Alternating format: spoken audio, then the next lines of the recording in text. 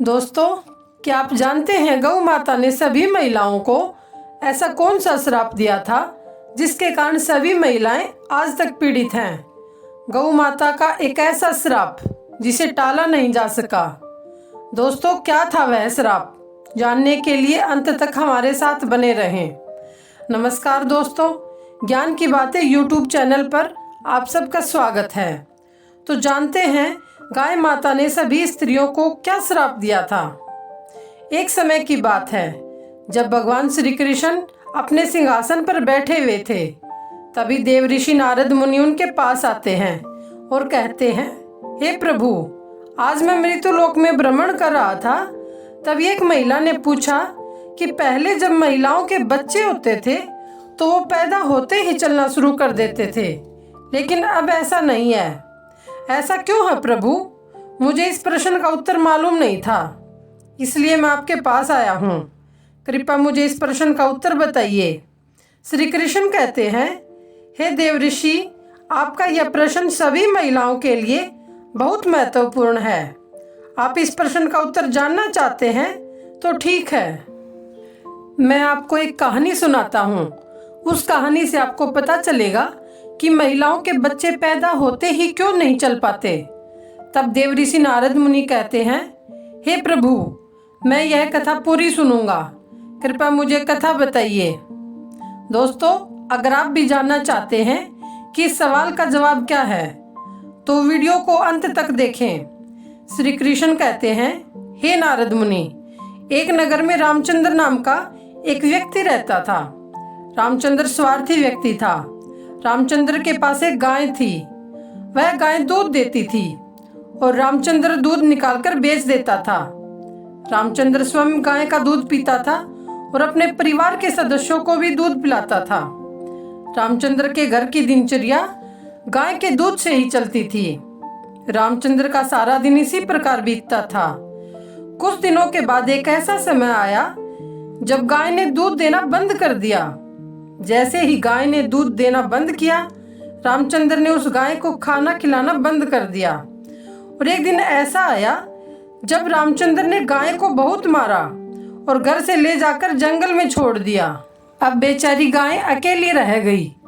जंगल में इधर उधर भटकते हुए एक दिन वह जंगल में बने एक मंदिर के पास जाती है और भगवान से विनती करते हुए कहती है कि हे भगवान, मैं आपसे यह विनती करती हूँ कि हमें गाय की योनि में डालकर कितना गलत काम किया है। गाय कहती है, देखिए, आपकी 84 लाख योनियों में से जो सर्वश्रेष्ठ योनि है, यानी मनुष्य की, उसमें कितने पाप और दुष्कर्म होते हैं। गाय आगे कहती है कि उस आदमी ने मुझे घर पर तब तक रखा जब तक मैं दूध देती रही। वो मुझे हरा चारा खिलाता रहा। जैसे ही मैंने दूध देना बंद कर दिया, उसने मुझे चारा भी नहीं दिया। इतना ही नहीं, उसने मुझे घर से भी बाहर कर दिया। अब घर के बाहर इधर उधर घूमती हूँ। अब जंगल में चारा और घास खाकर पेट भरती हूँ। हे भगवान, तुमने जो सर्वोत्तम योनि बनाई है वह कितनी स्वार्थी और लालची है। श्री कृष्ण कहते हैं, हे नारद मुनि, धीरे धीरे समय बीतता गया। बेचारी गाय इधर उधर भटकती रहती थी। जब भी वह गाय रामचंद्र के द्वार पर जाती तो रामचंद्र लाठी लेकर उस गाय को जंगल की तरफ खेतों में भगा के आ जाता। श्री कृष्ण कहते हैं, हे देव ऋषि, एक दिन वह गाय गर्भवती हो गई। जब गर्भ 3-4 महीने का हो गया, तभी एक दिन एक महिला उस जंगल में आती है। जैसे ही उस महिला ने उस गाय को देखा तो उसने मन में सोचा कि यह गाय गर्भवती है। मैं एक काम करूंगी, मैं इस गाय को पाल लूंगी। जब यह बछड़े को जन्म देगी तो यह गाय मुझे दूध देने लगेगी। तब मैं इसका दूध खुद भी पीऊंगी और अपने परिवार वालों को भी पिलाऊंगी और इसके दूध को बेच भी दूंगी। अब वह औरत सोचती है कि मैं अपने पति को बुला लाती हूँ और वो इसे पकड़ लेंगे। जब तक उसका पति वहां आता है, गाय वहां से जा चुकी होती है। धीरे धीरे समय बीतता है और उस गाय के प्रसव का समय आ गया। वह गाय एक सुनसान जंगल में सुरक्षित स्थान पर गई और वहां एक बछड़े को जन्म दिया। श्री कृष्ण कहते हैं, हे देव ऋषि, प्रसव के कुछ समय पश्चात वही औरत घास काटने उसी जंगल में गई थी। जैसे उस औरत ने दूर से देखा तो एक गाय ने अपने बच्चे को जन्म दिया था। तभी वह औरत उसके पास गई और जब उसने उस गाय को ध्यान से देखा तो बोली, अरे यह तो वही गाय है, इसने तो बछड़े को जन्म दे दिया है। वो औरत सोचती है कि अब मैं इस गाय को जरूर पकड़कर अपने घर ले जाऊंगी। जैसे ही वह महिला अपने पति को बुलाने के लिए उस गाय के पास से जाने लगती है तो गाय उस औरत से कहती है, बहन, आज तुम हम पर एक उपकार करोगे क्या? यह मेरा बच्चा पीछे पड़ा है, तुम इसे उठाओ और मेरी गर्दन पर डाल दो। मैं अपने बच्चे को लेकर किसी सुरक्षित जगह पर चली जाऊंगी, क्योंकि यह मेरा बच्चा 8 महीने बाद चलने लायक होगा। 8 महीने बाद अपने पैरों पर चलने लगेगा। श्री कृष्ण कहते हैं, हे देव ऋषि नारद, पहले ऐसा नहीं था। पहले गाय का बछड़ा 8 महीने बाद ही अपने पैरों पर चलने लायक होता था। लेकिन जैसे ही उस औरत ने गाय की यह बात सुनी तो वह बहुत जोर जोर से हंसने लगी और बोली, तुम्हारा बच्चा तो इतना गंदा है, इतनी गंदगी में पड़ा हुआ है। मैं तुम्हारे बच्चे को उठाकर तुम्हारे कंधों पर क्यों रखूं? मैं तुम पर यह उपकार क्यों करूं? उस औरत ने गाय का बहुत मजाक उड़ाया। उस समय गाय बेचारी लाचार थी, वह अपने बच्चे को उठा नहीं सकती थी। श्री कृष्ण कहते हैं, हे देव ऋषि, उसी क्षण गाय ने दुखी होकर श्राप देते हुए उस औरत से कहा, जाओ, आज तक जो तुम्हारा बच्चा जन्म लेते ही चलने लगता है, लेकिन आज मैं श्राप देती हूँ कि तुम्हारा बच्चा जन्म के 10 महीने बाद ही अपने पैरों पर चल सकेगा।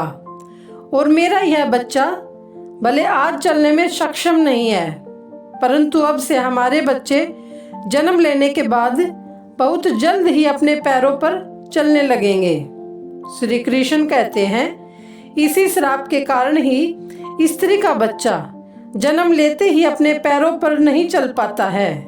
दोस्तों, सतयुग में सुखदेव जन्म लेते ही अपने पैरों पर चलने लगे थे और वेदव्यास भी जन्म लेते ही अपने पैरों पर चलने लगे थे।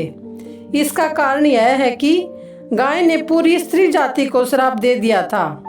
उस दिन के बाद से ही महिलाओं के जो भी बच्चे पैदा होते ही चलना शुरू कर देते थे, उनका सिलसिला वही रुक गया। गाय के श्राप के कारण ही महिला का बच्चा जन्म के 10 महीने बाद ही चलने और अपने पैरों पर खड़ा होने के योग्य होता है और गाय का बच्चा उसी दिन से अपने पैरों पर चलने के योग्य हो जाता है और चलने भी लगता है। इसलिए किसी की भी आत्मा को ठेस नहीं पहुंचानी चाहिए, किसी के मन को दुखाना नहीं चाहिए, और यही सनातन धर्म का सबसे बड़ा धर्म है। गोस्वामी तुलसीदास ने लिखा है, पर हित सरिष धर्म नहीं भाई, पर पीड़ा सम नहीं अदमा। यानी दूसरों के भले से बड़ा कोई धर्म नहीं है। इसलिए हमें असहाय पशु पक्षियों की सहायता करनी चाहिए। गाय के श्राप के कारण ही सभी पशु पक्षियों के बच्चे तो जन्म के तुरंत बाद चलने लगते हैं, लेकिन महिलाओं के बच्चों पर इसका विपरीत प्रभाव पड़ा। महिलाओं के बच्चे 10 महीने बाद ही चलना शुरू करते हैं। एक महिला की गलती के कारण आज पूरी मानव जाति की महिलाएं श्राप झेल रही हैं। दोस्तों, आपको यह जानकारी कैसी लगी हमें कमेंट बॉक्स में ज़रूर बताएं और कमेंट में जय गौ माता ज़रूर लिखें। साथ ही अगर आप हमारे चैनल पर नए हैं तो चैनल को सब्सक्राइब ज़रूर करें। हम जैसे छोटे चैनल वालों को कोई सब्सक्राइब नहीं करता। आपसे हाथ जोड़कर विनती है कि आप इस वीडियो को लाइक, शेयर व चैनल को सब्सक्राइब ज़रूर करें। भगवान आपकी हर मनोकामना को पूरा करेंगे। वीडियो देखने के लिए धन्यवाद। फिर मिलते हैं एक नई कहानी के साथ। तब तक अपना और अपने परिवार का ख्याल रखें।